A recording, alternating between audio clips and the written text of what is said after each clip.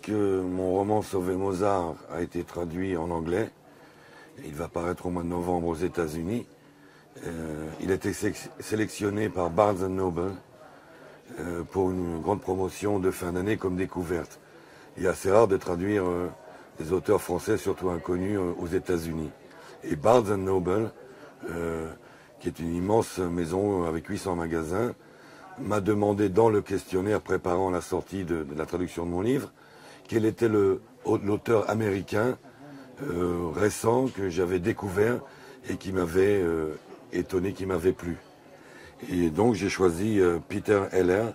La constellation du chien s'est traduit donc en français chez Actes Sud, comme donc l'auteur que je trouvais non seulement une découverte, mais aussi assez proche de mon propre livre qui va paraître chez Barnes & Noble aux États-Unis, pour la raison qu'il s'agit d'un livre de l'amour et de la survivance. Il s'agit en fait d'une description d'un monde post-apocalyptique. Ça, on connaît, ça a déjà été fait, mais pas de cette manière-là, puisque dans ce monde post-nucléaire vivent deux hommes isolés qui n'ont en fait rien à voir l'un avec l'autre. L'un serait plutôt le genre hippie, pacifiste. Le second est un vieux baroudeur armé jusqu'aux dents. Et ils vont affronter d'immenses dangers par rapport aux survivants qui traînent par les routes des États-Unis. Les États-Unis sont en ruine.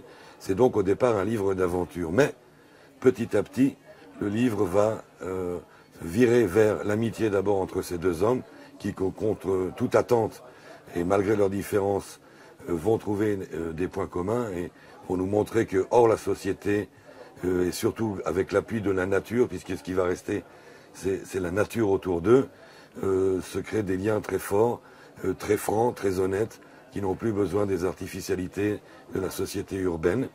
Puis il y aura plus tard la rencontre d'un père et de sa fille, avec une histoire d'amour assez extraordinaire, qui elle aussi se passe toujours dans ce fond de ce qu'il reste de la nature, ce qu'il reste de la vie, et en fait ce qu'il reste de l'homme.